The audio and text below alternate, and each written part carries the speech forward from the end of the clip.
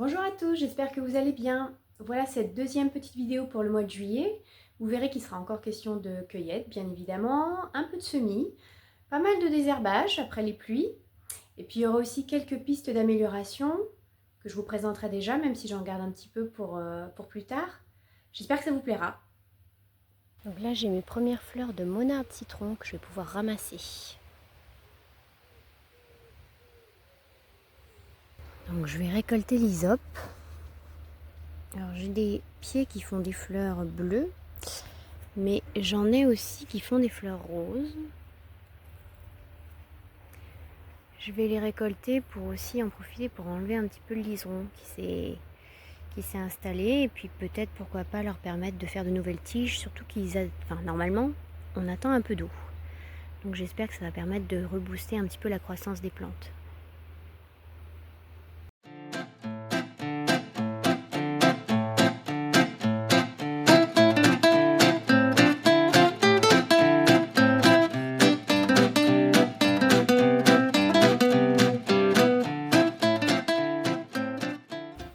Regardez un peu qui j'ai ramassé, sans le faire exprès.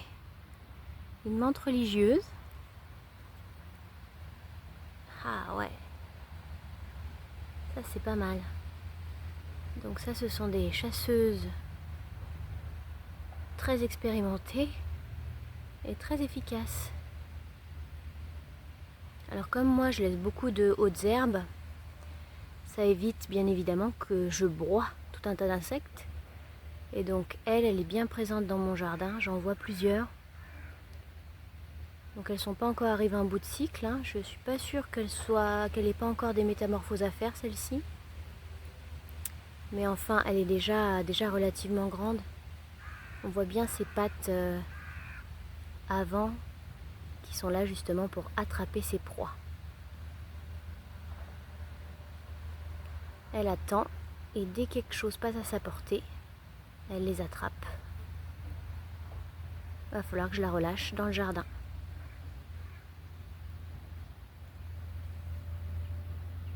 Elle doit me voir bouger d'ailleurs. Ouais, elle se demande ce que c'est.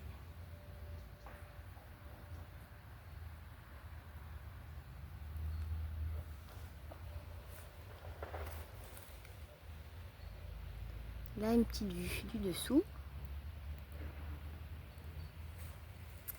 Essaye de se planquer.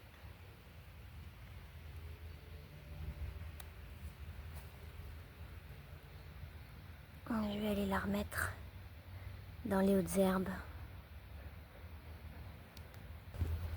Alors ce que je vais faire, c'est que je vais prendre une branche. Oui ma belle, n'aie pas peur. Oups. Et je vais aller te mettre par ici. Voilà, hop, elle est partie sur les rosiers.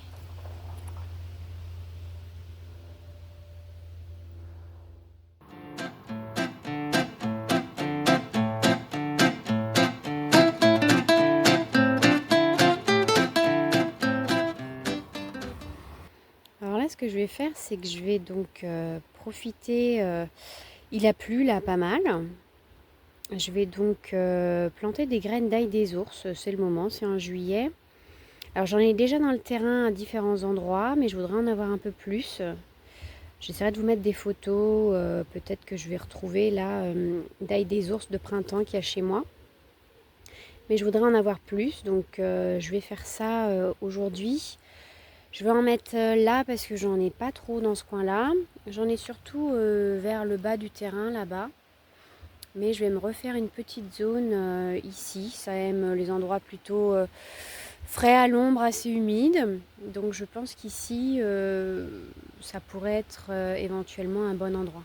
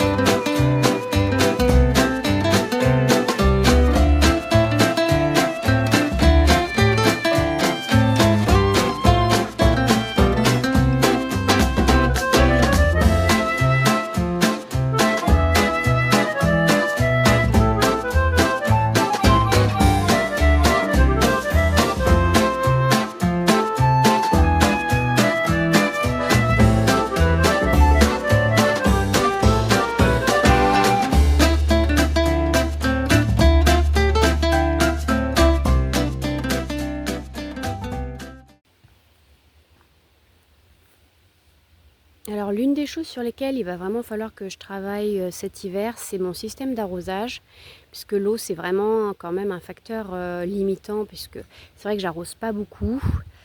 Imaginez que normalement, bon là j'ai des pieds de mauve, alors ils donnent quand même des fleurs, hein, mais un pied de mauve qui a suffisamment d'eau, il peut être largement 3 à 4 fois plus gros que ce que j'ai ici. Donc j'ai quand même un boulot à faire là-dessus, également aussi pour me fatiguer un petit peu moins, parce que arroser à l'arrosoir, c'est pas forcément très simple. Donc il faut que j'investisse dans un système de goutte à goutte, et puis il faudrait que j'ai un peu plus de réserve d'eau, donc il faudrait que j'investisse dans une cuve souple pour récupérer davantage d'eau de mes gouttières. Donc ça, ce sera des investissements que je ferai cet hiver et que j'installerai donc cet hiver. Alors une culture sur laquelle je ne me suis pas du tout concentrée cette année, c'est les coquelicots. Alors j'en ai qui vont sortir là prochainement, mais j'aimerais bien en faire davantage. Cette année, j'ai pas consacré beaucoup d'énergie à ce type de plantation, mais l'année prochaine, je pense que j'essaierai de mettre une planche complète avec des coquelicots. Idem pour les soucis, j'en ai peut-être pas fait suffisamment. Les bleuets aussi, j'aimerais bien pouvoir les augmenter. Donc il y a quand même des petites choses comme ça que je vais essayer d'augmenter sur des annuels qu'il faudrait que j'ai en plus grande quantité. Pour les vivaces, je les augmente au fur et à mesure, donc je finirai bien par avoir suffisamment de chaque. Mais sur les annuels, il va falloir que je travaille davantage pour pouvoir augmenter tout ça. Alors ici, j'ai une plante qui est intéressante, que j'aimerais aussi pouvoir utiliser plus tard dans mes tisanes, mais j'en ai pas encore suffisamment. C'est du Gallier odorant. Tisane ou aromate, en fait, je sais pas trop. Il y a des petits tests qu'il va falloir que je fasse. Donc j'en ai une tache ici. Il est en graines, donc j'ai espoir qu'il parvienne à se multiplier pour que je puisse en fait avoir ici une très belle tache. Donc c'est pareil, vous voyez, on est plutôt dans une ambiance de sous-bois, un petit peu à l'ombre. Ça a l'air de lui plaire cette zone-là, donc j'espère qu'il va se multiplier.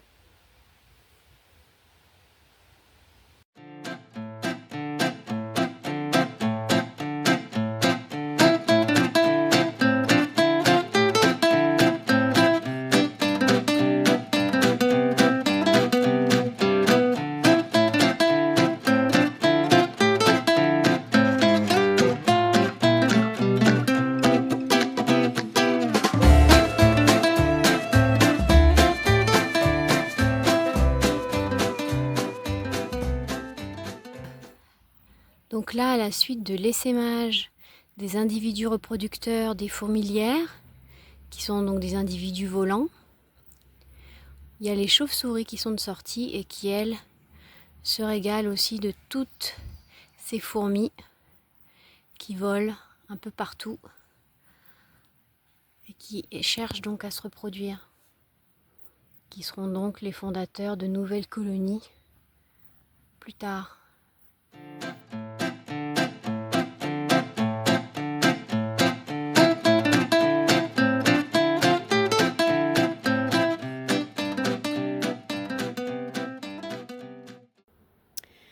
Bon, donc là, il a plu pendant une semaine. Donc c'est bien parce que j'ai pas eu à arroser, mais bon, du coup, j'ai pas ramassé non plus. Tout a poussé, à la fois mes plantes, donc ce qui est bien, parce que du coup, je vais avoir pas mal de choses à ramasser, mais le reste aussi, bien évidemment. Donc ça veut dire aussi pas mal de désherbage. Donc il va falloir quand même que je m'y mette sérieusement si je veux pouvoir. Mes chemins sont encore visibles, du moins pour la plupart, mais voilà, il y a quand même beaucoup de boulot. Si je veux que je puisse continuer à ramasser tranquillement au mois d'août, il faut quand même que je fasse un peu de tri là quand même dans tout ça.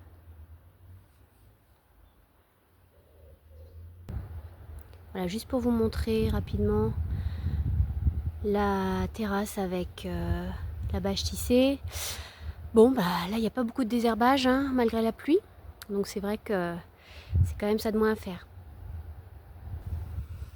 Même chose ici avec la toile de chambre, il y a quand même un peu moins de travail.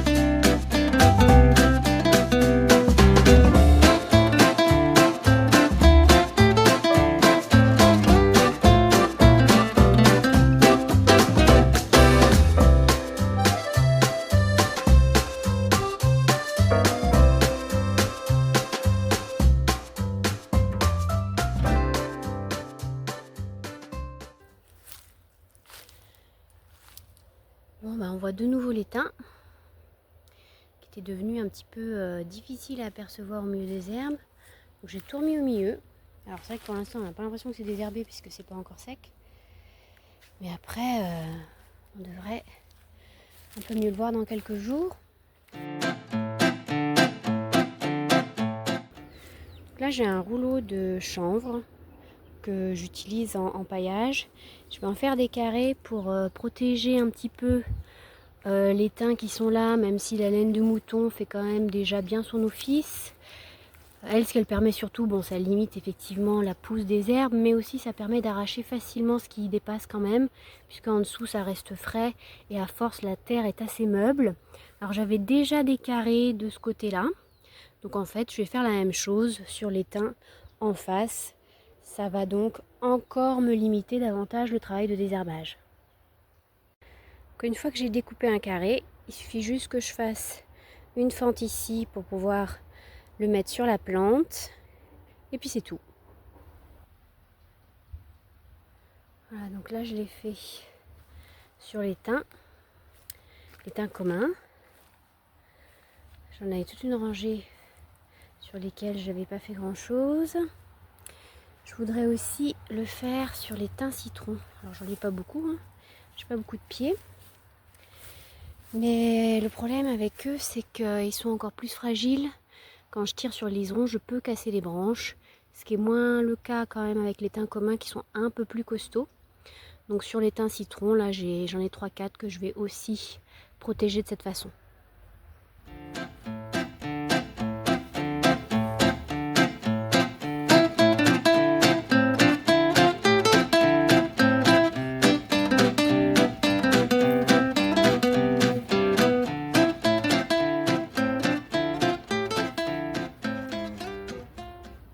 J'espère que cette petite vidéo vous aura plu. Je vous dis à très vite.